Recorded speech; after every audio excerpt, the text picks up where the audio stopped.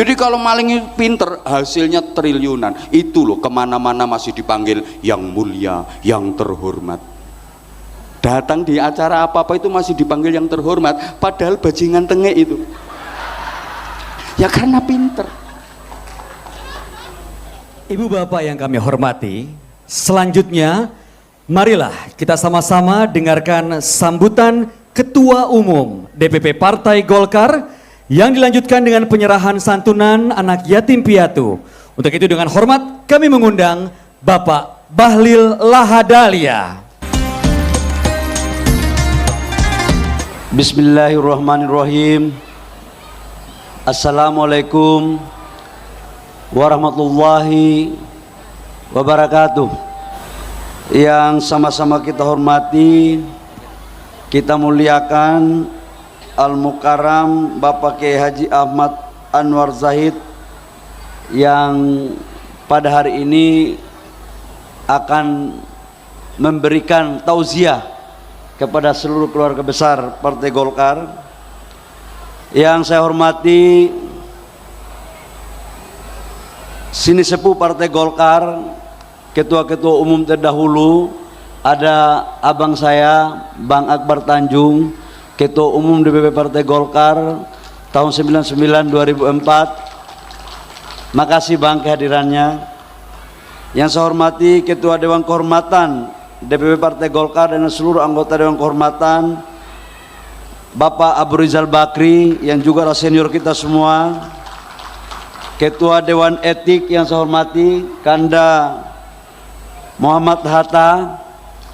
Ini Kanda Hatta ini kelihatannya tambah muda setelah pulang umroh ini. Yang saya hormati pengurus DPP Partai Golkar, ada saudara saya Sekjen yang sekaligus Ketua Fraksi DPP Partai Golkar Bapak Sarmuji, Bendahara Umum Ibu Sari Yuliati, sekaligus pimpinan Komisi 3 DPR RI, dan juga ada wakil-wakil ketua umum yang sempat hadir. Ada Pak Adis Kadir, wakil ketua umum yang juga ada wakil ketua DPR RI. Ada Pak Wihaji, wakil ketua umum Menteri Kependudukan dan Keluarga Berencana. Ibu Mutia, ada tadi Menko Diji. Kemudian ada Pak Aceh, Gubernur Lemhanas. Al-Mukarram, Ketua Penyelenggara yang juga Ketua DPP Partai Golkar, Menteri Pertanahan ATR Pak Nusron Wahid. Saya tadi kiranya cuma bisa menerbitkan HGU ilegal, ternyata doanya jauh lebih tinggi daripada penertiban HGU.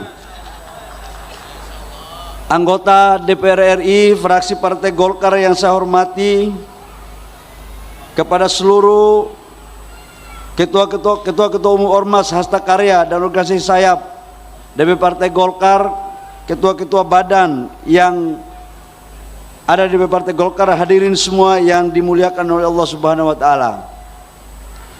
Pertama-tama marilah kita panjatkan puji syukur kita kepada Allah Subhanahu wa taala atas limpahan rahmat kasih sayangnya sehingga pada hari ini kita dapat berkumpul di tempat ini di markas besar DPP Partai Golkar dalam rangka merayakan Nuzulul Quran.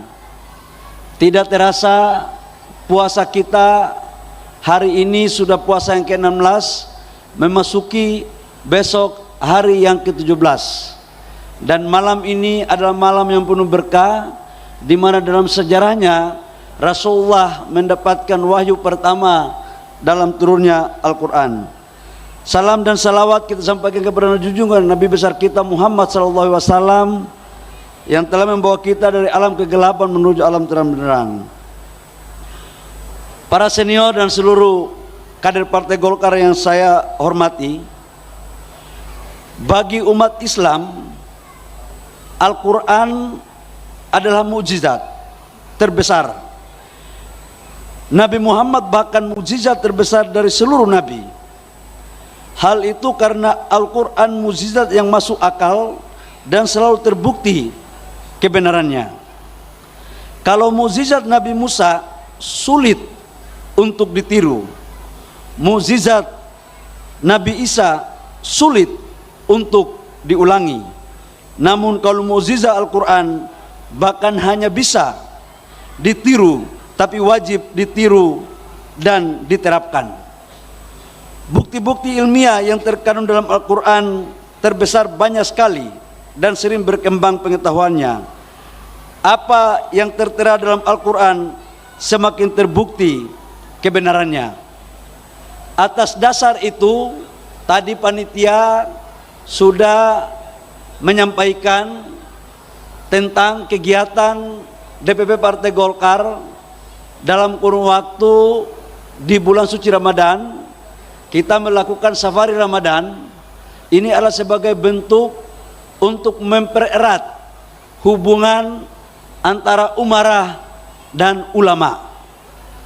Karena sejatinya bangsa yang besar adalah bangsa yang betul-betul menjaga kedamaian.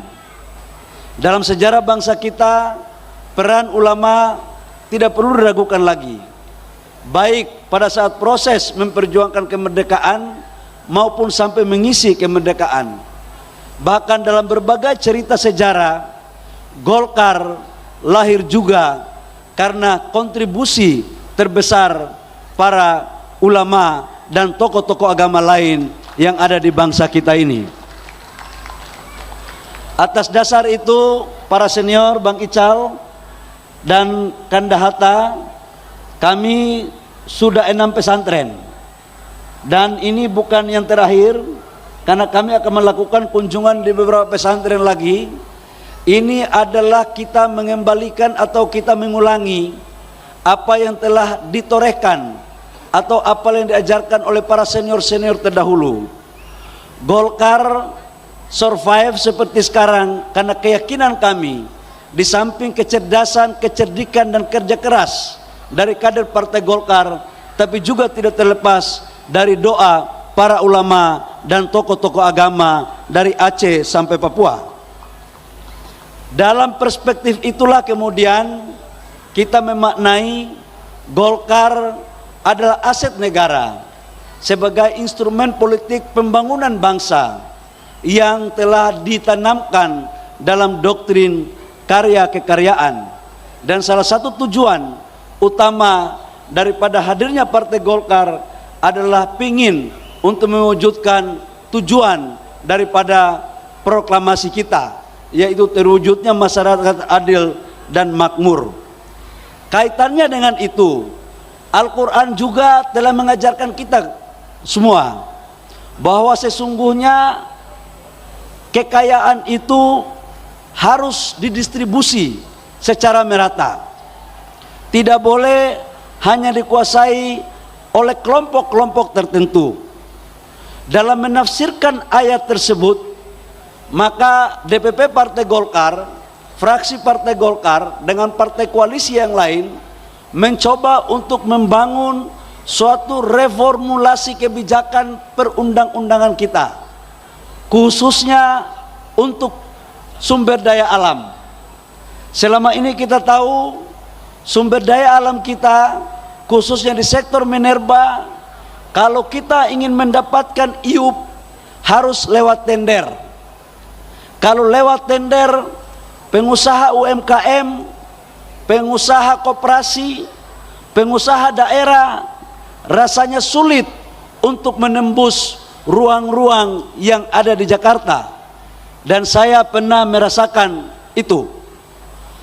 Merujuk pada apa yang menjadi doktrin karya kekaryaan dan Al-Quran tersebut, maka fraksi Partai Golkar dengan fraksi yang ada di partai koalisi telah merubah, Bang Ical, undang-undang untuk kita memberikan prioritas kepada organisasi kemasyarakatan keagamaan, UMKM dan koperasi tanpa tender.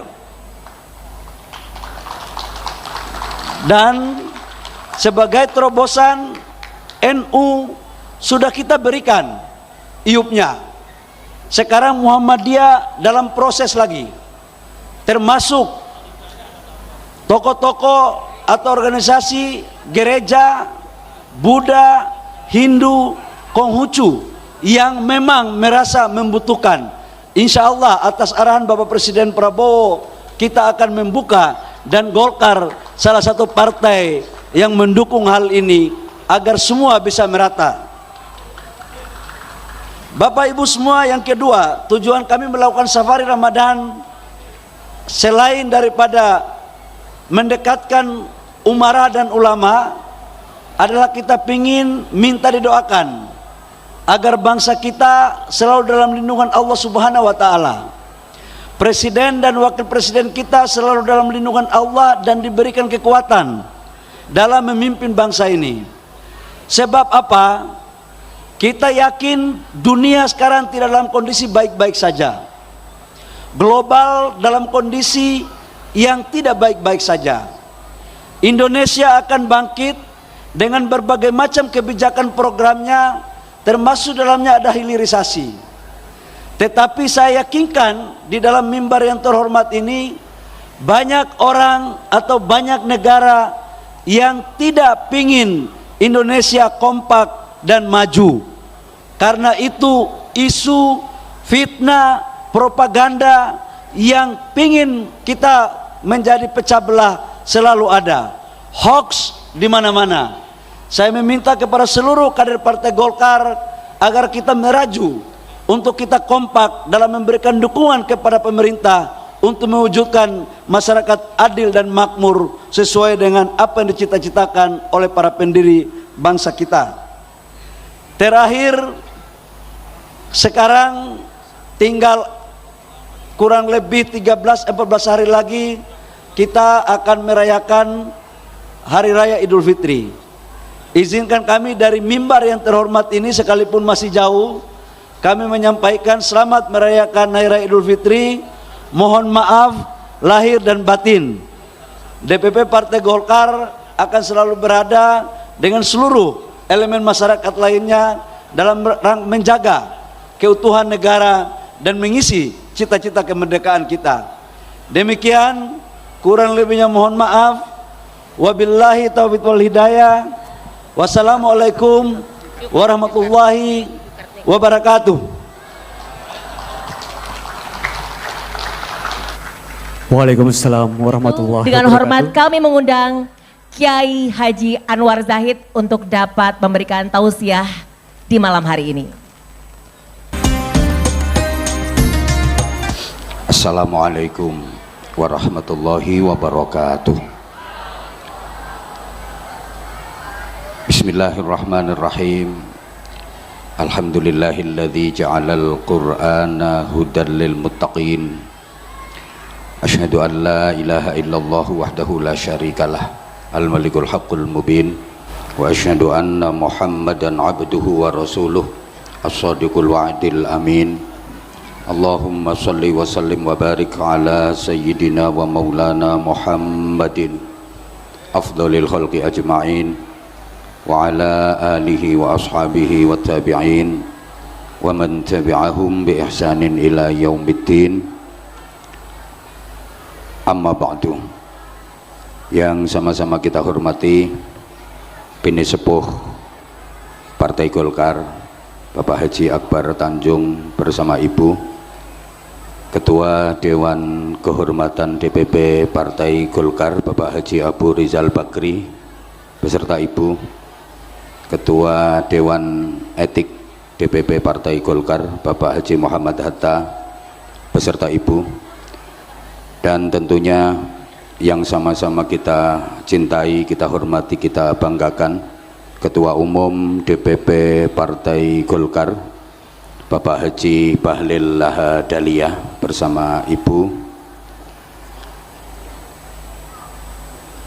Sekjen DPP Partai Golkar Bapak Haji Muhammad Sarmuji, para wakil Ketua Umum, juga Bendahara Umum, Ketua Fraksi, seluruh ketua dan pengurus organisasi, keluarga besar Partai Golkar semuanya yang kita hormati.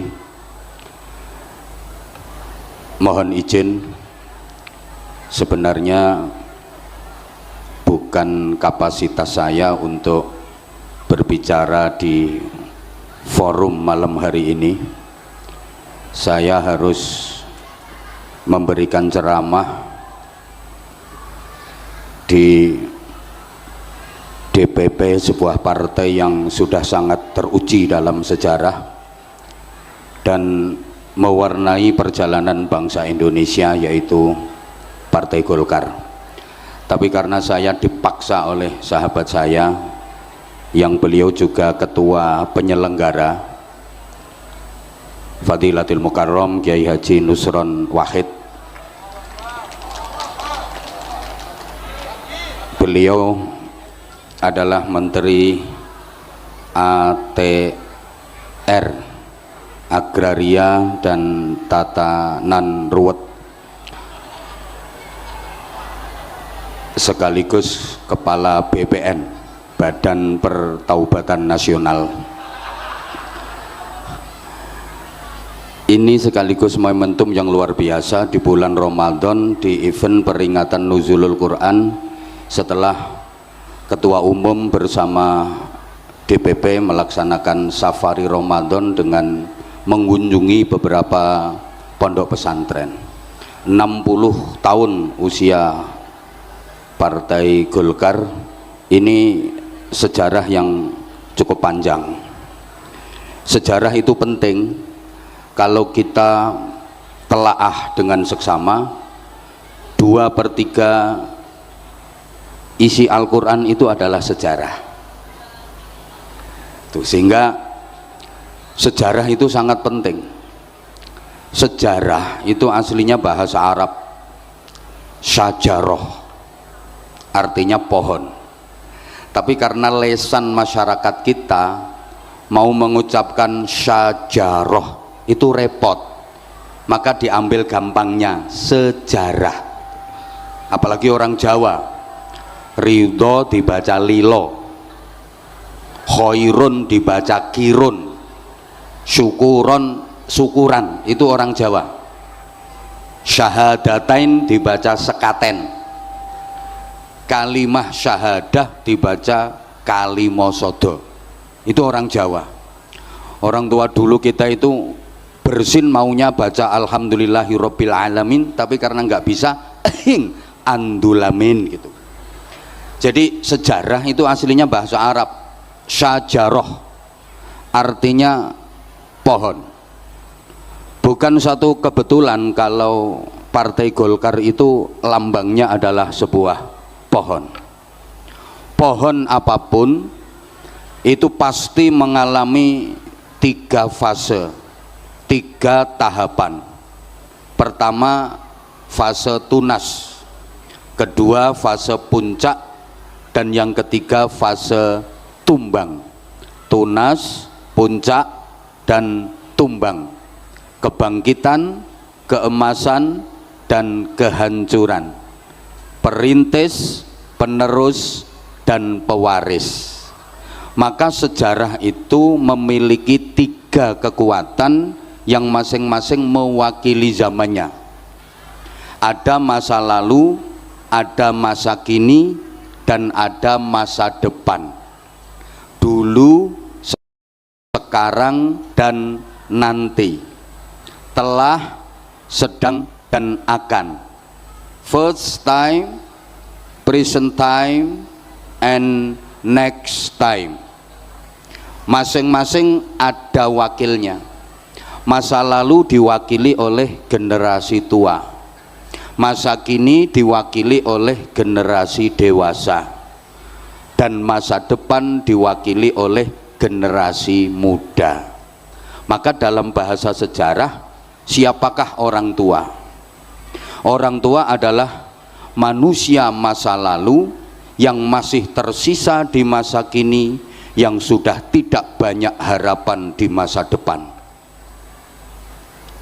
Siapakah orang dewasa? Orang dewasa itu manusia masa kini yang sudah mulai lupa dengan semangat dan idealisme masa lalunya, tapi juga sudah tumpul kalau diajak bicara soal masa depan. Sedangkan anak muda itu siapa? Manusia masa depan yang sudah hadir di masa kini tapi belum banyak beban dan pengalaman di masa lalu. Masing-masing ini punya karakter. Orang tua suka bernostalgia, orang dewasa sibuk dengan realita, sedangkan anak muda akrab dengan idealita. Maka kakek nenek yang sudah tua kalau didatangi cucunya pasti suka bercerita. Ayah ibu yang dewasa kalau anaknya minta sesuatu alasannya sibuk kerja. Sedangkan anak-anak paling suka kalau ditanya cita-citanya mau jadi apa. Tokoh tua sibuk menulis biografi. Tokoh dewasa sibuk berprestasi, menduduki kursi, memperebutkan posisi, negosiasi, koalisi, dan korupsi.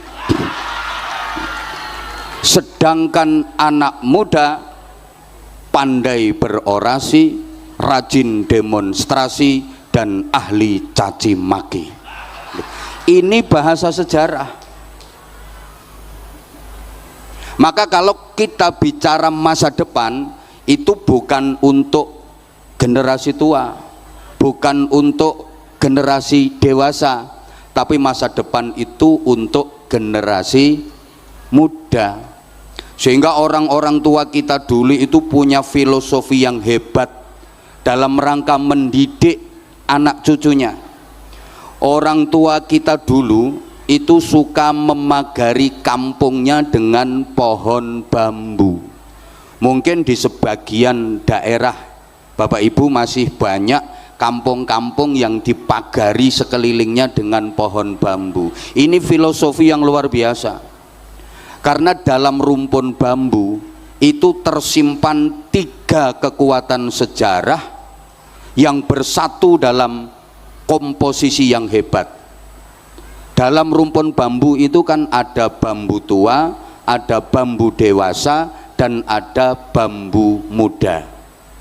Bambu tua namanya tunggak, bambu dewasa namanya pring, sedangkan bambu muda namanya bung. Dulu bangsa Indonesia ketika menatap masa depan, ingin merebut kemerdekaan, mempertahankan kemerdekaan, ini yang diajak berjuang bukan yang tua, bukan yang dewasa, tapi yang muda. Jadi yang diseru itu bukan tunggak, bukan pring, tapi bung. Makanya ada lagunya, mari bung rebut kembali, bukan mari pring rebut kembali, bukan mari tunggak rebut kembali. Sehingga pada masa-masa pergerakan bangsa kita itu kaya akan bung-bung bangsa. Ada Bung Karno, ada Bung Hatta, ada Bung Sahrir, ada Bung Tomo, ada Bung Nusron, Bung Bahlil. Oke, jadi gini, kalau kita pengen maju, di samping Golkar harus solid untuk menuju Indonesia maju, generasi muda harus punya filosofinya Bung. Bung itu kalau pengen sukses harus menetapi 3 syarat. Pertama, tegak dan runcing. Kalau ada bung yang tumpul dan bengkong, itu bukan bung harapan tapi bung ancaman. Biasanya dipotong terus dimasak di sayur. Bung yang sukses itu tegak dan runcing, artinya idealis dan kritis. Jangan pernah gampang merasa puas dengan pencapaian, tapi idealis dan kritis, artinya harus bisa jadi perintis bukan sekedar pewaris, pengais bukan pengemis, pelopor bukan pengekor, penggerak bukan penggertak, harus punya karakter bukan yang karaten, harus luar biasa bukan sekedar biasa di luar, harus terpelajar jangan kurang ajar, harus beradab jangan biadab. Yang kedua, Bung itu karakternya pengen bisa menyalip siapa saja, pengen bisa melampaui siapa saja. Jangankan bambu tua yang sudah lapuk, bambu dewasa yang tinggi menjulang harus bisa dilampaui, harus bisa disalip. Artinya ya generasi muda itu harus dinamis dan kreatif, bekerja dengan keras, bekerja dengan cerdas, sekaligus bekerja dengan ikhlas, mampu menggabungkan tiga hal ini secara terpadu: kerja keras, kerja cerdas, sekaligus kerja ikhlas. Kerja keras itu kerja pakai otot, kerja cerdas itu kerja pakai otak, sedangkan kerja ikhlas itu kerja pakai hati. Orang itu kalau cuma kerja keras hasilnya hanya pas, tapi kalau mau kerja cerdas hasilnya lebih luas, apalagi disempurnakan dengan kerja ikhlas hasilnya tak terbatas. Kasih contoh, kalau nggak dikasih contoh mesti nggak paham ya, soalnya kayaknya IQ-nya masih di bawah rata-rata. Kalau cuma kerja keras, kerja pakai otot, hasilnya hanya pas. Maaf, ini nggak beda kayak binatang, kayak sapi, kayak kuda, itu kerja pakai otot, kerja keras, hasilnya pas. Sapi suruh bajak di sawah, kuda suruh narik dokar, hasilnya pas, paling sehari 100.000, 200.000.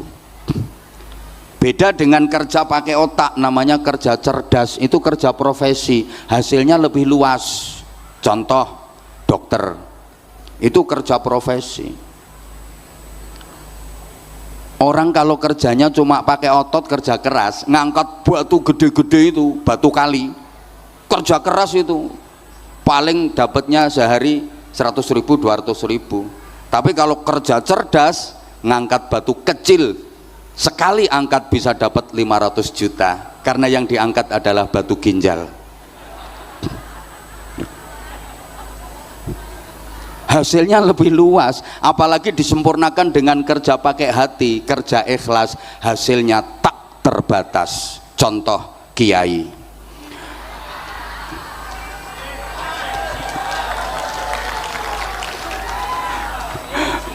Yang ketiga, Bung itu punya jaket tebal, punya pelindung jaket tebal, bulunya halus tapi sangat tajam. Ini artinya harus eksklusif yang protektif. Eksklusif bukan dalam rangka sombong angkuh, hendak, tapi dalam rangka memahami kekuatan internal bahwa saya harus terus berbenah agar tumbuh dan berkembang saya bisa berjalan dengan baik.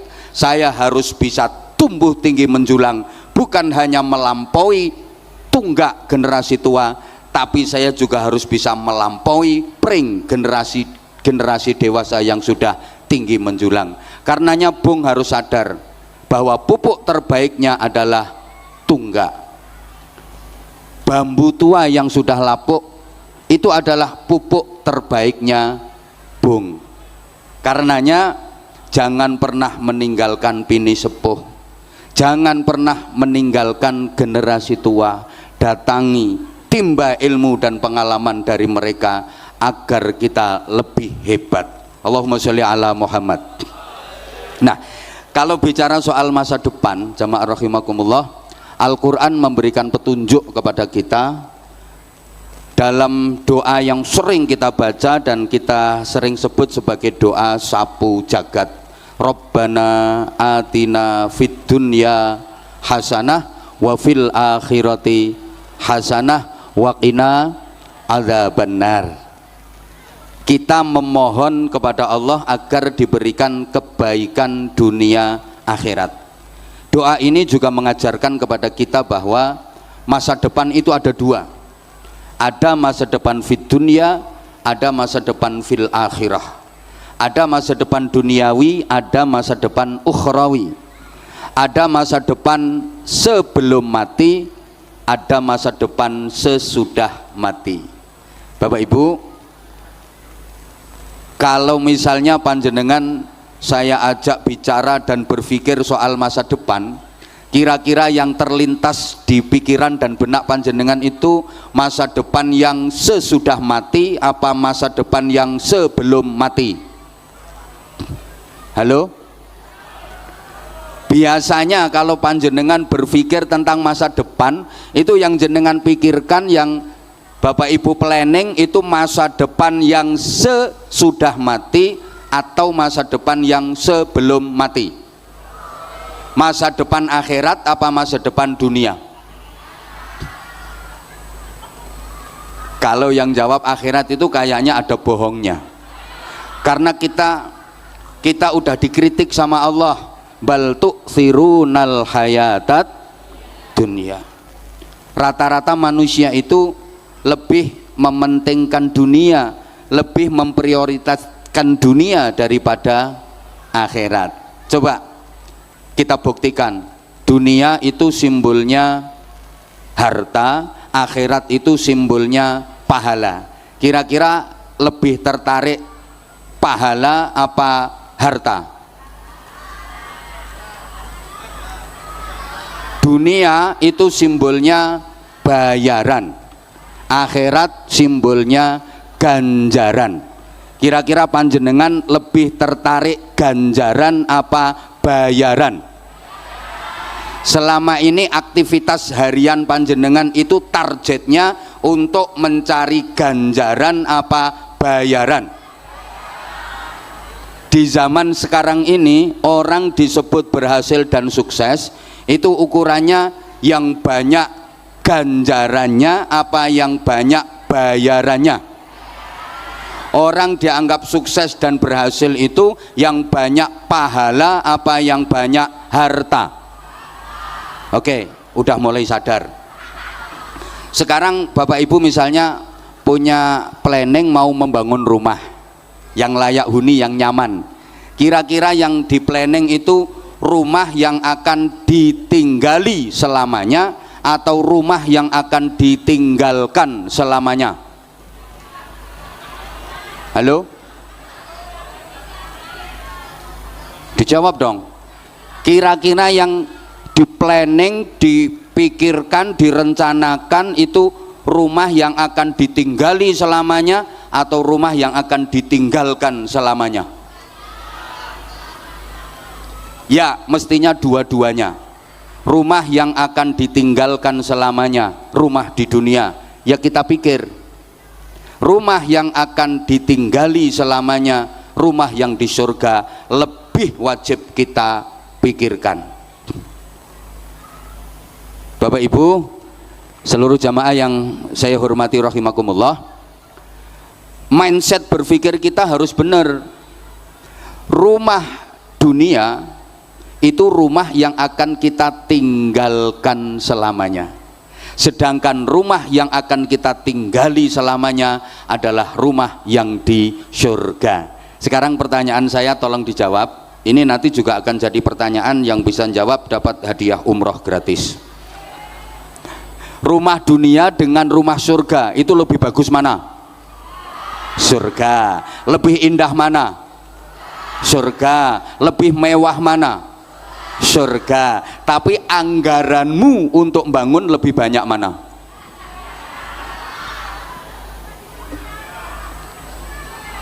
Allah. Coba mari kita berpikir jernih. Rumah dunia semegah apapun, semewah apapun, seindah apapun, itu rumah pasti akan kita tinggalkan selamanya. Kalau sudah ditinggalkan, nggak ada gunanya, nggak ada manfaatnya, nggak bisa membantu, nggak bisa menolong, dan nggak ada yang dibawa serta. Betul? Ada orang ke kuburan bawa cendela, genteng satu aja ndak. Itu sifatnya hanya rumah dinas. Rumah dunia itu sebagus apapun, semegah apapun, seindah apapun, semewah apapun, sifatnya hanya rumah dinas. Boleh kita tinggali selama kita masih punya jabatan. Kayak Menteri ATR dan Kepala BPN, beliau pasti punya rumah dinas. Itu boleh ditinggali beliau selama beliau masih menjabat sebagai menteri. Begitu jabatan purna, rumah dinas harus ditinggalkan hari itu juga tanpa toleransi. Sama, rumah kita yang di dunia ini hanyalah rumah dinas. Boleh kita tinggali, boleh kita pakai selama kita masih menjabat sebagai khalifah fil ardi.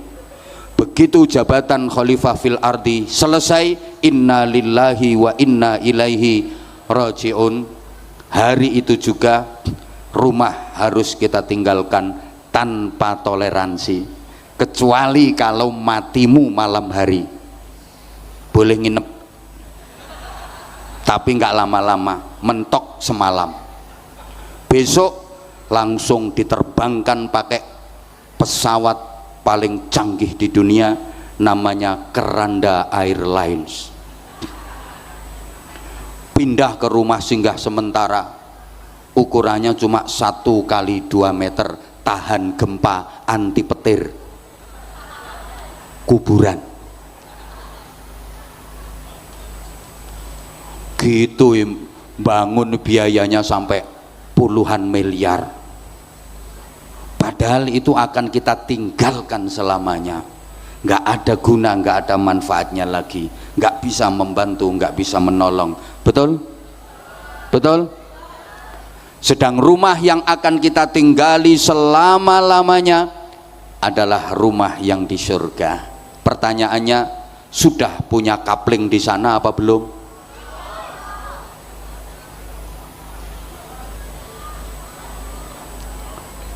Ya Allah, Allahumma sholli ala Muhammad. Maka Bapak Ibu jamaah rahimakumullah, supaya kita nggak salah langkah, supaya kita nggak salah pilih, maka kita sebagai seorang mukmin harus bisa menyikapi dengan benar. Bagaimana kita menyikapi dunia, bagaimana kita menyikapi akhirat. Ada satu konsep sederhana, wabtaghi fima atakallahu daral akhirah wala tansa nasibaka minad dunya. Kita diperintah untuk optimalisasi akhirat, tapi kita nggak boleh melupakan bagian dan jatah kita dari dunia. Cari akhirat sebagai kehidupan kita yang abadi selamanya, tapi jangan lupakan dunia bagianmu. Artinya gini, akhirat adalah tujuan utama, sedangkan dunia adalah tujuan antara. Kita harus tahu sifat dan karakter masing-masing Bapak Ibu. Dunia itu sifatnya hanya mungkin, mungkin dan mungkin, sedangkan akhirat itu sifatnya pasti. Bagaimana kita menyikapi yang mungkin, bagaimana kita menyikapi yang pasti. Saya ulang, dunia ini sifatnya hanya mungkin. Jadi apapun yang terjadi dalam kehidupan kita di dunia ini, mulai malam ini sampai nanti kita mati, itu sifatnya hanya mungkin. Mungkin iya, mungkin enggak, mungkin terjadi, mungkin enggak. Sehingga kita kalau mau melakukan apapun disuruh bilang insya Allah, kalau Allah menghendaki. Karena dunia ini sifatnya hanya mungkin. Apapun yang akan terjadi dalam kehidupan kita mulai detik ini sampai nanti kita meninggal, itu nggak ada yang pasti. Sifatnya hanya mungkin, mungkin dan mungkin. Makanya kita kalau mau melakukan apapun, kita harus bilang insya Allah. Insya Allah tahun ini saya mau berangkat haji, insya Allah tahun depan saya mau mantu. Karena kadang kita punya rencana, udah di planning, udah mateng, bisa gagal kok. Betul? Betul? Maka Bapak Ibu yang punya anak, maaf, yang punya anak udah semester akhir kuliahnya, udah selesai skripsinya, didoakan mudah-mudahan bisa lulus jadi sarjana. Karena itu hanya mungkin kok jadinya sarjana, bisa jadi gagal. Hari H mau diwisuda, siap menyandang gelar sarjana, berangkat ke kampus naik motor, kurang 10 meter nyampe kampus ternyata dicium teleler, gagal nggak jadi sarjana. Halo? Ya Allah, dunia ini sifatnya hanya mungkin. Mohon maaf, ada orang yang udah lama pengen punya rumah, dia bisa bangun rumah, begitu rumah selesai belum sempet ditempati, pasang instalasi listrik, nyoba kesetrum, mati. Menabung untuk hari tua, tabungan dapat banyak, ternyata belum sampai tua sudah mati. Kadang-kadang belum mati udah komplikasi, dengan segala sesuatu yang digemari udah nggak berani mengkonsumsi. Dikasih sate dihindari, yang dicari cuma ikan teri. Keasinan dikit tensinya tinggi, makan cumi-cumi alergi, kena sambal goreng ati asam urat kambuh lagi, ginjalnya kena cuci darah seminggu 2 kali, kasih minum manis minta ganti karena udah punya pabrik gula sendiri. Istrinya masih cantik udah disfungsi ereksi, meskipun minum obat kuat tetap aja nggak bisa berdiri. Lu dunia ini sifatnya hanya mungkin. Kadang ada pemuda-pemudi sama-sama saling mencintai, belum tentu jadi suami istri. Betul? Pacarannya itu udah belasan tahun, ternyata nggak jadi suami istri. Coba bapak-bapak, maaf, yang sekarang jadi istri bapak itu dulu nominasi keberapa? Tanya Menteri ATR dan Kepala BPN itu, sekarang itu yang jadi istrinya itu dulu nominasi keberapa itu? Nomor 6. Atau misalnya udah sama-sama mencintai, belum tentu bisa bahagia, jadi suami istri tapi belum tentu bisa bahagia. Waktu pacaran aja sevisi semisi, sejiwa sehati, sehidup semati. Semboyannya, aku tahu apa yang ada di hatimu, engkau pun tahu apa yang ada di hatiku, sehingga aku tahu apa yang kau mau, engkau pun tahu apa yang ku mau. Begitu nikah ternyata, maaf, enaknya hanya di permulaan saja, ketika masih dianggap sebagai bulan madu. Setelah itu yang datang bulan-bulan empedu. Apalagi kalau nikmatnya sudah dikredit lebih dulu. Begitu nikah sudah jemu karena hukum bosan berlaku. Ribut tiap hari, udah nggak lucu, tidak seindah waktu itu. Apalagi ibu-ibu kalau anaknya udah 7, dipandang malah lebih cantik pembantu. Dunia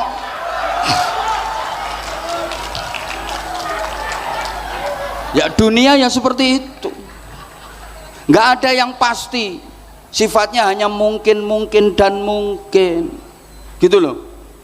Makanya saya nggak berani memastikan kalau diundang ceramah di DPP Partai Golkar pasti dapat sangu banyak, nggak berani memastikan saya, hanya mungkin ya. Itu semua akan tergantung ketua penyelenggara itu.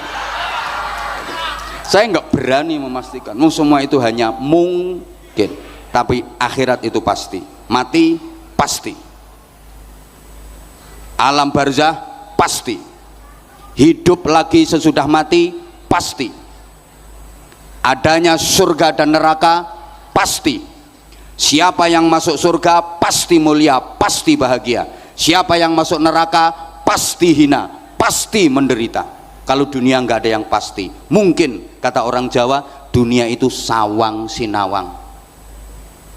Sana ngelihat sini kayaknya enak sini, sini ngelihat sana kayaknya enak sana.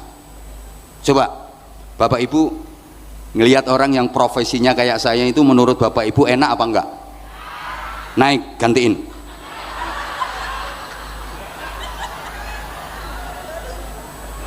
Enak kayak apa? Resikonya besar, salah ucap bisa viral seluruh dunia. Loh iya, enakan sampean ngaji bisa sambil wis nyantai-nyantai sak genai. Orang itu sawang sinawang. Dipikir jadi menteri itu enak. Kinerjanya dievaluasi, dinilai. Ndak bener, dihujat masyarakat seluruh Indonesia. Makanya saya nggak mau jadi menteri. Loh, saya enakan kayak gini. Renes.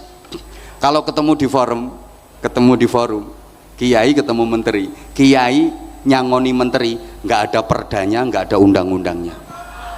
Tapi menteri nyangoni kiai wajib ain hukumnya gitu. Ini maksudnya sinergitas antara ulama dengan umara yang udah dilaksanakan oleh ketum tadi.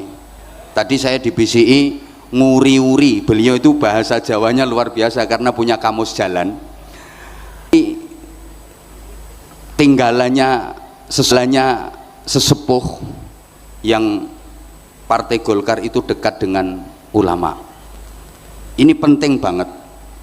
Tepat yang disampaikan oleh beliau Pak Bahlil tadi bahwa sejarah berdirinya bangsa Indonesia itu nggak lepas dari peran para ulama. Yang itu mensinergitas antara ulama dengan umara. Gini ya, kalau panjenengan cermati sejarah dakwah perjuangan Islam di Indonesia, masjid sebagai simbol agama yang pertama kali dibangun di setiap daerah di Indonesia ini pasti letaknya di belakang alun-alun yang biasanya disebut dengan Masjid Agung.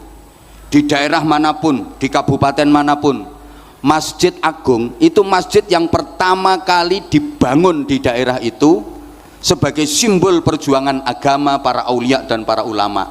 Letaknya pasti di belakang alun-alun. Kenapa di belakang alun-alun? Ini filosofinya. Alun-alun itu tempat berhimpun, tempat berkumpulnya komunitas masyarakat dari berbagai elemen, dengan berbagai kultur, dengan berbagai karakter, ngumpul tumplek-blek di alun-alun situ. Maka dibangunlah masjid sebagai laboratorium rohani untuk mentarbiyah dan mentaklim masyarakat agar terus melakukan perbaikan menuju kebaikan untuk menjadi yang terbaik. Mbok gak dikatekno, bisa dilanjut? Ini durasinya berapa Mas Menteri? Tambah 5 menit lagi sampai sahur. Yes, gak apa-apa. Sampean di sini sampai sahur, saya pulang duluan. Oke, maka masjid itu simbol agama, simbol ulama. Tidak jauh dari masjid dibangun pendopo kadipaten sebagai simbol pemerintahan, sebagai simbol umarok atau pemimpin, pejabat. Coba perhatikan, pendopo kabupaten di setiap daerah itu pasti letaknya berdampingan dengan Masjid Agung. Pendopo kadipaten jangan jauh-jauh dari masjid. Ini artinya apa? Umarok, pemimpin, pejabat jangan jauh-jauh dari ulama. Antara umarok dengan ulama, antara pejabat dengan kiai, ini harus gandeng. Makanya kiai itu nggak boleh anti politik, walaupun nggak harus terjun langsung di politik praktis. Harus tahu man la ya'rifis siyasah akalahus siyasah. Siapa yang nggak ngerti politik, dia akan dimakan oleh politik. Engko tak terangno iki, ketoke perlu dijelasno iki. Allahumma sholli ala Muhammad. Allahumma sholli ala Muhammad. Oke, pejabat nggak boleh jauh dari ulama. Supaya apa? Tadi beliau sudah menyampaikan, minta nasihat, minta bimbingan. Karena gini, kalau ada pejabat yang zalim, kalau ada pejabat yang nakal, mengkhianati rakyat, yang nanggung dosa paling besar adalah ulamanya. Nah, karena ulamanya nggak bisa membimbing pejabat, nggak bisa nasihati pejabat. Sebaliknya, kalau ada ulama yang kesulitan ekonomi, susah cari makan, kalau sampai ada ulama yang miskin, yang nanggung dosa paling besar adalah pejabatnya. Lah misalnya pejabat-pejabat bantah, lah ulamanya ndak mau kerja. Lah kalau ulama pertentangan kerja, nanti yang ngajar ngaji, yang bimbing moral akhlak masyarakat siapa? Itu ini yang perlu kita perjuangkan, karena perhatian pemerintah kepada para ulama itu masih kurang. Loh, coba sekarang misalnya masyarakat itu nggak dibimbing moralnya, masyarakat brutal, tiap hari demo, roda pemerintahan nggak mungkin bisa berjalan dengan baik, betul? Betul? Lah siapa yang membina moralitas ulama? Negara, pemerintahan bisa berjalan dengan lancar, bisa berjalan dengan baik, itu karena masyarakatnya mudah dikendalikan, gampang diatur. Lah itu yang mengendalikan, yang mengatur itu para ulama. Tapi sampai hari ini penghargaan pemerintah masih kurang. Nggak ada kiai dapat mobil dinas, itu nggak ada. Menteri semua dapat mobil dinas, sampai level bawah camat dapat mobil dinas, padahal tugasnya cuma teken stempel, ngono tok dapat mobil dinas. Harusnya izin ini Pak Ketum, perlu dipertimbangkan. Loh, gini loh maksudnya, ada hal-hal yang tidak bisa dikerjakan oleh ulama, ternyata yang bisa menyelesaikan adalah pejabat. Sebagaimana pejabat tidak bisa melakukan hal yang bisa dilakukan oleh ulama. Maaf ini, saya kasih contoh sederhana mawon, sederhana saja. Misalnya ya, di satu daerah itu ada tempat prostitusi. Masyarakat kan gerah, risih, pengen supaya tempat prostitusi itu bubar. Ulama-ulama ngumpul, istighosah. Ya Allah, bubarkan tempat prostitusi itu ya Allah. Malah rame kalau cuma diistighosai. Terus yang terkenal ampuh doanya itu, ya Allah, PSK penghuni prostitusi itu bikin korengan semua ya Allah. Malah mulus. Tapi kalau seorang pejabat, kepala daerah, udah ndak usah pakai qola ta'ala, ndak usah pakai qola Nabi, bikin perda aja. Tempat prostitusi itu ditutup selamanya, tanda tangan neret, cetok, selesai. Betul? Saya misalnya pengen bangun masjid, anggarannya 10 miliar, keliling ceramah kemana-mana, ngasih support kepada masyarakat. Man bana masjidan lillah banallahu lahu baitan fil jannah. Rasulullah bersabda, siapa yang ikut berpartisipasi membangun masjid, Allah akan membangunkan istana megah di surga. Sorban keliling juru saya, kardus keliling juru saya, 10 tahun nggak berdiri masjid. Betul? 20 tahun nggak berdiri masjid.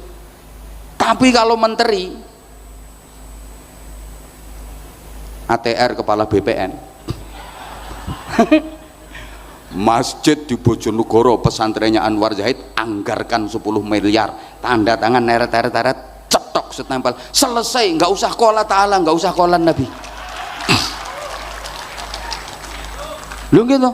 Makanya sekali lagi kita nggak boleh anti politik. Politik melahirkan kekuasaan melahirkan kebijakan, dan kebijakan yang berpihak kepada rakyat ini yang akan kita harapkan. Ngono loh maksudnya. Kita nggak boleh anti politik. Allahumma sholli ala Muhammad. Ya udah. Terakhir wes, belum, sebentar lagi. Jadi ini kalau kita bicara tentang sinergitas antara ulama dengan umara. Tadi masjid sebagai simbol agama, ulama tempatnya jaraknya nggak jauh dari pendopo, kadipaten sebagai simbol pemerintahan, sebagai simbol umara, pejabat. Biasanya nanti di sebelahnya pendopo kabupaten itu pengadilan, kejaksaan, nggih. Sebelahnya lagi penjara, kanggo sing ngono-ngono kae. Ini dari sisi politis seperti itu tatanannya. Oke, kita kembali ke akhirat itu pasti.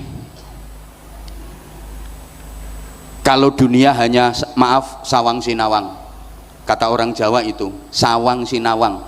Kadang yang naik Mercy Brebes Mili, yang naik becak bisa lincak-lincak, itu kalau dunia. Tapi kalau akhirat itu pasti, surga pasti, neraka pasti. Siapa yang masuk surga pasti mulia, pasti bahagia. Siapa yang masuk neraka pasti hina, pasti menderita. Kalau dunia hanya mungkin saja, belum pasti yang kaya lebih bahagia daripada yang miskin. Betul? Makan di restoran mewah belum tentu lebih nikmat daripada makan di tengah sawah. Kadang makan di tengah sawah itu menunya sangat sederhana, nasi sama sambel aja, cuma nasi putih sama sambal kecap tok plus sate. Nah itu Masya Allah nikmatnya luar biasa. Oke, nasi sama sambal tok itu, wih entek-entekan kata orang Jawa. Habis nasinya tambah sambelnya, habis sambelnya tambah nasinya, nasi habis tambah sambelnya, sambel habis tambah nasinya. Nggak mikir utang kok, nikmat. Lah yang makan di restoran mewah dengan menu lengkap belum tentu nikmat. Dia baru dapat 2 sendok ditelan, sendokan ketiga kesedek dia. Oh, karena dia dengar ada orang batuk dari belakang, suaranya persis orang yang dihutangi. Loh, dunia itu begitu. Makanya maaf kalau di dunia ini orang miskin bisa ngatain orang kaya. Belum tentu orang kaya hidupnya lebih bahagia daripada orang yang miskin. Memang iya kok, belum tentu yang kaya hidupnya lebih bahagia daripada yang miskin. Dunia ini hanya mungkin. Belum tentu jadi menteri lebih bahagia daripada jadi rakyat. Wedi dipecicili KPK terus kok. Loh, dunia itu memang seperti itu. Dipikir jadi ketua umum itu enak apa? Ngono direbut ora karu-karuan polae. Dipikir enak apa? Resikonya Masya Allah luar biasa, luar biasa. Ini dunia. Makanya kalau di dunia orang miskin berani ngatain orang kaya, belum tentu jadi orang kaya lebih bahagia daripada orang miskin. Memang iya. Tapi kalau di akhirat nggak bisa. Masuk neraka mau ngatain yang di surga, belum tentu di surga lebih enak daripada di neraka. Di neraka pertamanya nggak enak, panas, lama-lama biasa kalau udah adaptasi. Neraka kok adaptasi.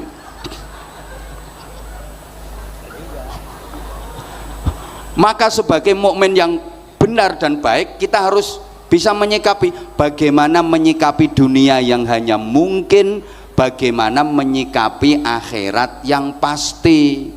Cari kebahagiaan akhirat yang pasti, tapi jangan lupakan bagianmu di dunia yang itu mungkin. Dunia ini tujuan antara, akhirat tujuan utama. Maka orang mukmin itu seluruh aktivitas hidupnya diniatkan mencari akhirat tapi tidak melupakan dunianya. Allahumma sholli ala Muhammad. Apapun aktivitasnya diniatkan akhirat tapi tidak melupakan dunia. Jadi petani mau pergi ke sawah, bismillah, niatnya pahala akhirat, nanti panen dapat harta dunia. Paham? Sama yang jadi pegawai mau ke kantor, bismillah, niatnya akhirat, ibadah, nyari ganjaran, nanti tanggal muda dapat bayaran. Jadi kiai mau ceramah, bismillah, niatnya akhirat, ibadah, nyari ganjaran. Sudah. Loh, ya sudah. Terakhir yang disampaikan oleh ketua panitia tadi, inti peringatan nuzulul Quran itu bukan kita mempelajari bagaimana sejarahnya, enggak, tapi bagaimana kita bisa menuzulkan Al-Quran pada jiwa kita, bagaimana kita bisa menempatkan Al-Quran pada jiwa kita sehingga kita menjadi manusia-manusia yang berjiwa Quran. Wahyu yang pertama kali turun, Iqra bismi rabbik. Iqra itu dimensi intelektual, bismi rabbik dimensi spiritual. Iqra melahirkan ilmu pengetahuan, outputnya orang-orang pinter. Bismi rabbik melahirkan keimanan, outputnya orang-orang benar. Maka kita harus berikra sekaligus berbismi rabbik. Paham tak? Harus bismirabbik, harus juga iqra. Jangan sampai iqra saja tanpa bismirabbik. Jangan cuma bismirabbik tanpa iqra. Harus kita padukan. Nun sewu. Kalau iqra tanpa bismirabbik, ini jadinya pinter tapi nggak bener. Bismirabbik saja tanpa iqra mungkin bener tapi nggak pinter. Yang paling parah itu iqra-nya enggak, bismirabbiknya enggak. Ini oon kuadrat. Oke, saya ulang. Kita itu dituntut agar jadi orang yang pinter dan bener, bener dan pinter. Maaf, pinter saja kalau enggak bener, kata orang Jawa keblinger. Pinter kalau enggak bener punya potensi merusak tatanan. Innama ahlakas syayyana ahluh. Yang merusak tatanan itu adalah ahlinya. Halo? Halo? Coba, yang merusak tatanan itu orang bodoh apa orang pinter? Orang bodoh apa orang pinter? Orang pinter. Maaf, yang merusak tatanan itu ya orang yang pinter di bidangnya. Innama ahlakas syayyana ahluh. Yang merusak tatanan itu ahlinya. Maaf, yang merusak hukum di negeri ini adalah orang-orang yang ahli di bidang hukum. Yang merusak perekonomian negeri ini ya orang-orang yang ahli di bidang ekonomi. Gak terima ya wes. Yang merusak perpajakan siapa? Ya orang-orang pajak sendiri. Betul? Ya, maaf. Yang menghabiskan duit negara, jatahnya rakyat, itu orang bodoh apa orang pinter? Orang pinter. Orang bodoh sebenarnya pengen tapi nggak ngerti caranya dan nggak ada kesempatannya. Itu sebenarnya pengen tapi gak ada kesempatan karo gak roh carane. Maka saya berani bersumpah di malam nuzulul Quran ini, demi Allah, yang merusak hutan di Indonesia ini bukan orang hutan. Demi Allah. Yang merusak laut di negeri ini juga bukan anjing laut.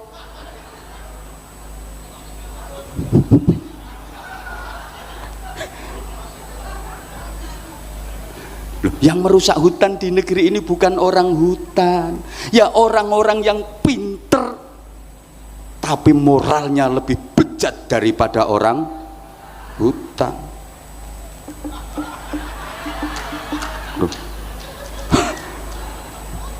Sama-sama nyuri, lebih bahaya mana? Maling bodoh sama maling pinter? Maling bodoh paling nyolong ayam, itu ayamnya belum ketangkep dia udah ketangkep duluan, soalnya goblok. Kalau maling pinter hasilnya triliunan nggak ketahuan, yang ketangkep ketahuan itu masih goblok, itu apes. Jadi kalau maling pinter hasilnya triliunan, itu loh kemana-mana masih dipanggil yang mulia, yang terhormat. Datang di acara apa-apa itu masih dipanggil yang terhormat, padahal bajingan tengek itu. Ya karena pinter. Ajur ya wes. Loh itu pinter kalau enggak bener. Makanya pentingnya bismirabbik itu di sini. Mohon maaf Bapak Ibu, mohon maaf banget. Indonesia ini nggak kekurangan orang pinter. Tiap tahun fakultas-fakultas perguruan tinggi melahirkan orang-orang pinter. Betul? Kita yang kekurangan itu orang bener. Makanya saya sering sampaikan, kalau sekedar pengen pinter di bidang ekonomi gampang. Banyak fakultas ekonomi di mana-mana, tapi belum ada fakultas kesejahteraan, fakultas kemakmuran, nggak ada. Pengen pinter di bidang pendidikan gampang, banyak fakultas pendidikan, tapi nggak ada fakultas kesabaran. Anakmu kuliahnya di mana? Alhamdulillah keterima di fakultas kesabaran. Banyak fakultas teknik tapi nggak ada fakultas takwa. Betul? Banyak fakultas hukum tapi nggak ada fakultas kejujuran, nggak ada fakultas keadilan. Sehingga jangan heran ada orang yang pakar hukum, ahli hukum, kesandung kasus hukum, jadi maklar hukum, jual beli hukum, wa akhiru da'wahum, dia yang dihukum. Duh, kalau pengen pinter dakwah gampang, sekarang banyak fakultas dakwah, tapi nggak ada fakultas keikhlasan. Maka jangan heran ada orang ceramah 2 jam yang dibicarakan soal keikhlasan, pulang nggak dikasih apa-apa sama panitia, gerundel. Ya karena dia bukan lulusan fakultas keikhlasan. Maka Pak Menteri, Pak Nusron, mohon dengan sangat hormat, malam ini keikhlasan saya jangan diuji. Ya, karena saya bukan lulusan fakultas keikhlasan. Makanya Bapak Ibu, Bismi Rabbik ini yang melahirkan al-hikmah wal barokah. Kalau Iqra itu melahirkan intelektualitas. Banyak orang sukses jadi tokoh hebat bukan karena Iqra-nya, tapi karena Bismi Rabbiknya. Nih sekedar yang saya sampaikan, mohon maaf ini masih ada undian kuis. Saya mohon dengan sangat kepada pertama beliau Bapak Haji Bahlil Lahaladia selaku Ketua Umum untuk menunjuk salah satu jamaah maju ke depan untuk saya kasih pertanyaan, nanti kalau bisa jawab langsung dapat hadiah umroh gratis.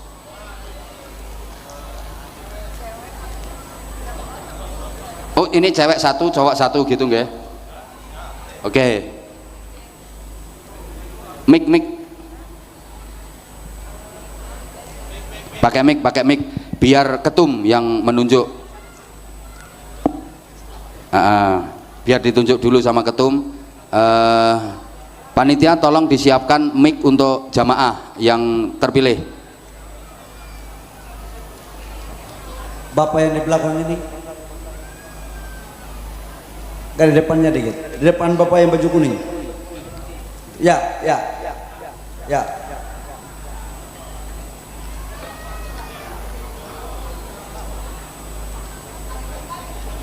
Mana? Silakan. Ya boleh Bapak yang maju. sudah ditunjuk Oke. untuk maju 2 ke orang depan. Bapak, satunya Ya, jamaah ibu perempuan. ibu ya. Sama ibu. Oke.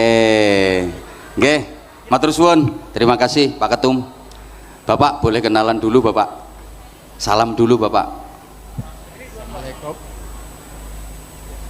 Assalamualaikum warahmatullahi wabarakatuh. Waalaikumsalam warahmatullahi wabarakatuh. Bapak namanya siapa? Rebin. Pak Ipin. Rebin Rebin. panggilannya Robin. Robin panggilannya. Alamatnya Bapak? Alamat Mic-nya agak dideketin Bapak. alamatnya Jalan Kamangkesen Ilir Gang 3. Oh jam 3. Belakang sini, belakang sek. Oh belakangnya sini, deket di Iya, sini. iya, jamaah. Tadi ikut sholat tarawih di sini. Tiap malam. Oh, tiap malam di sini. Iya, iya. Berarti jamaah rutin Masjid DPP Partai Golkar ini. Alhamdulillah, tepuk tangan. Nggak salah pilih Ketua Umum memilih panjenengan Bapak.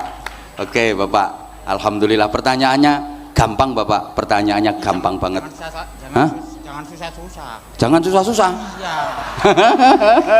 Ya udah. Kalau pertanyaannya jangan susah-susah. Oke. Al-Quran itu terdiri dari 30 juz dan berapa surat?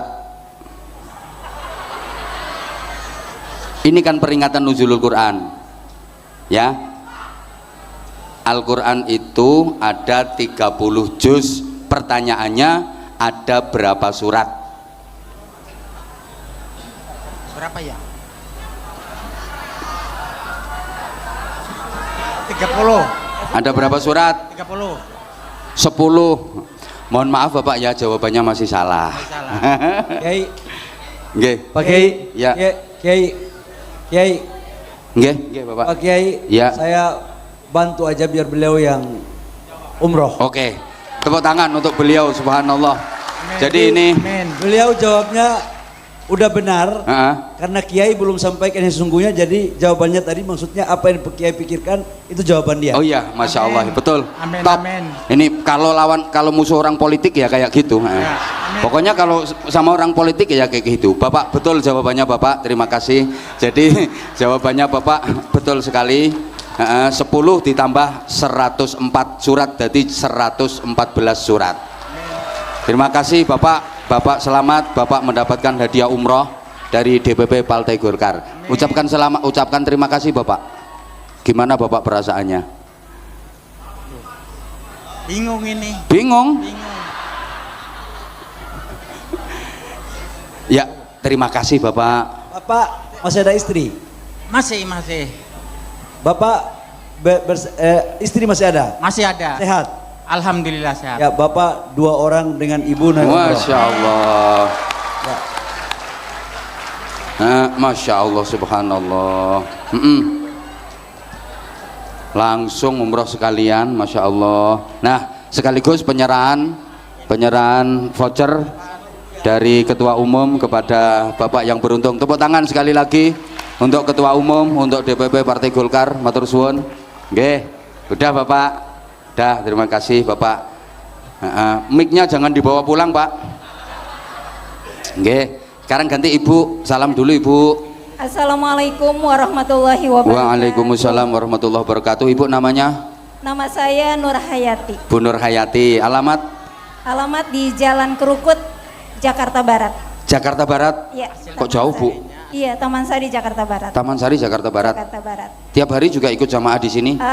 Kebetulan alhamdulillah kami dari utusan dari Muslimat Matlaul Anwar. Utusan dari Muslimat. Masya Allah, ini bukti kedekatan antara Golkar dengan Muslimat. Tepuk tangan. Masya Allah. Nggih. Nyampe sini tadi jam berapa Ibu? Tadi sampai sini sekitar jam 5 lewat karena ada macet sedikit, tapi alhamdulillah bisa mengikuti sholat maghrib berjamaah dengan imam dari Mekah Al-Mukarramah Masya Syekh Allah. Abdurrahman Al-Ausi. Masya Allah. Kemudian sholat tarawih dan alhamdulillah mendapatkan nasihat penyegaran dari Kiai. Masya Allah. Makanya nasi kotaknya kurang itu tadi gara-gara ada Ibu tadi.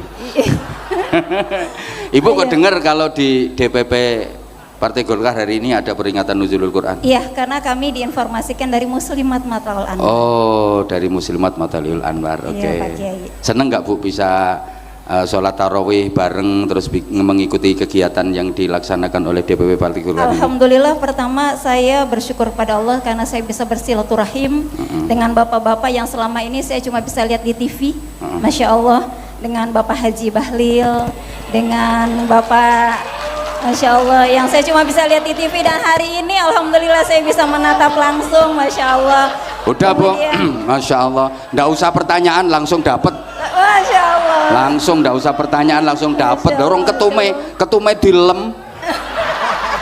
Terus siapa lagi yang biasanya cuma bisa nonton di TV? Pak Haji Bahlil, terus siapa lagi? Abu Rizal Bakri. Pak Haji Abu Masya Rizal Allah. Bakri, Masya Allah, Ya, keren. sama ini juga saya Nggih. cuma bisa lihat di TV. Dan alhamdulillah tadi bertemu juga dengan Bapak Haji Akbar Tanjung. Masya Ketemu, Allah. terus? Beliau sholat dan bapak-bapak semua di sini, bagi saya silaturahimnya hari ini sangat luar biasa. Kalau Pak Nusron? Nah, saya tadi dibisikin sama Ibu Ustadzah dari Jakarta Pusat.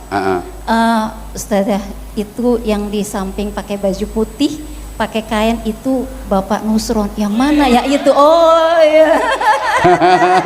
Jadi apunten Pak Nusron, saya baru ngeh gitu. Oh, baru ngeh. Iya. Tapi Kesan pertama untuk Pak Nusron. kesannya Masya Allah, pokoknya pesantrenan banget. Artinya kiainya itu nampak sekali.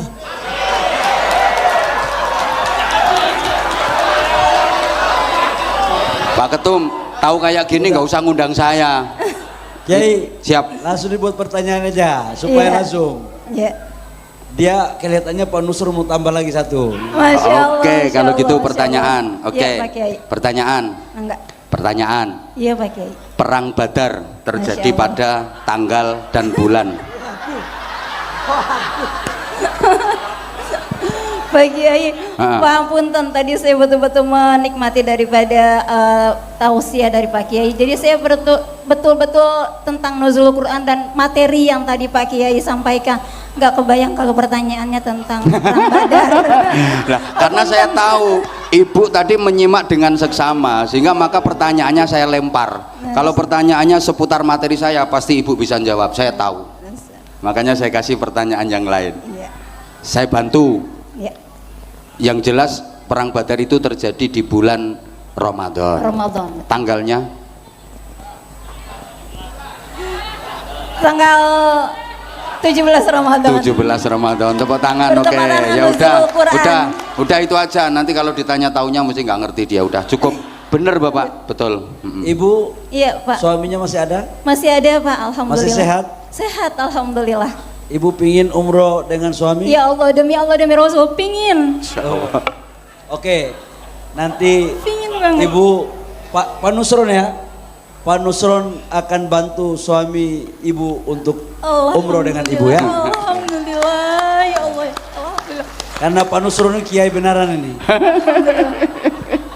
Bapak Haji Bahlil Lahadalia dan Bapak Nusron, Pak Kiai beserta seluruh jajaran, saya mengucapkan terima kasih. Doa yang selama ini saya panjatkan, Masya Allah, mungkin malam ini di malam nuzulul Quran Masya Allah ijabah. Allah. Monggo ibu naik ke pentas ibu. Monggo Pak silakan Nusron yang mengasih. untuk Pak Nusron, menerima voucher umroh dari Pak Nusron Wahid, Kiai Haji.